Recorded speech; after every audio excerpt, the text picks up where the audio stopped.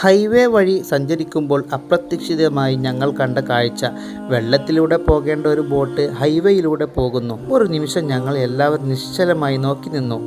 ഇത് നമ്മൾ ശരിക്കും കാണുന്നുണ്ടോ എന്ന അത്ഭുതത്തോടെ. എന്താ! ഹൈവേയുടെ അരികിൽ തലയുയർത്തി നിൽക്കുന്ന പള്ളികൾ, കാറ്റിൽ അലയുന്ന ബോർഡുകൾ. അങ്ങനെ നീങ്ങുമ്പോഴാണ് ഒരു ബോർഡ് കണ്ണിൽപ്പെട്ടത്. എന്തെന്നറിയാമോ?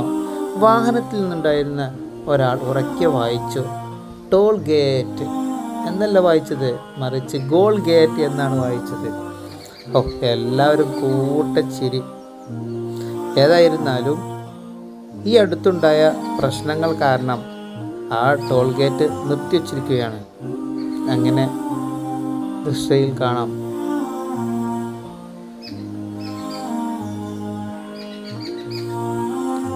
അങ്ങനെ ഞങ്ങളുടെ വാഹനം ഗൂഗിൾ മാപ്പിൽ നിന്നും റൂട്ട് മാറി ഒരു പുഴയുടെ അരികിലേക്ക് വണ്ടി നിർത്തിയ ഉടൻ ഡ്രൈവിംഗ് സീറ്റിൽ നിന്നും ഇറങ്ങിയ ഉസ്താദ് ഒരു കുഴിയിലേക്ക്.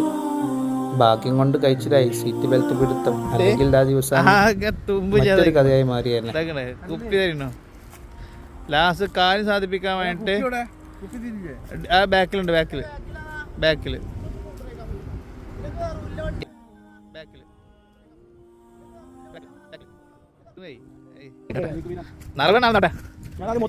വെള്ളമെടുക്കാൻ പോകുന്ന കാഴ്ചയാണ് പായുന്നു.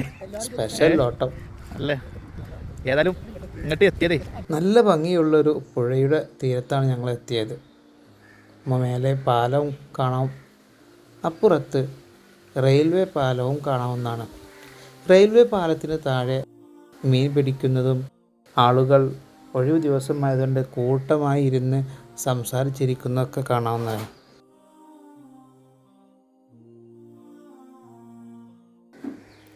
അവിടുത്തെ ശാന്തതയ്ക്ക് തന്നെ ഒരു പ്രത്യേക ഭംഗിയുണ്ടായിരുന്നു.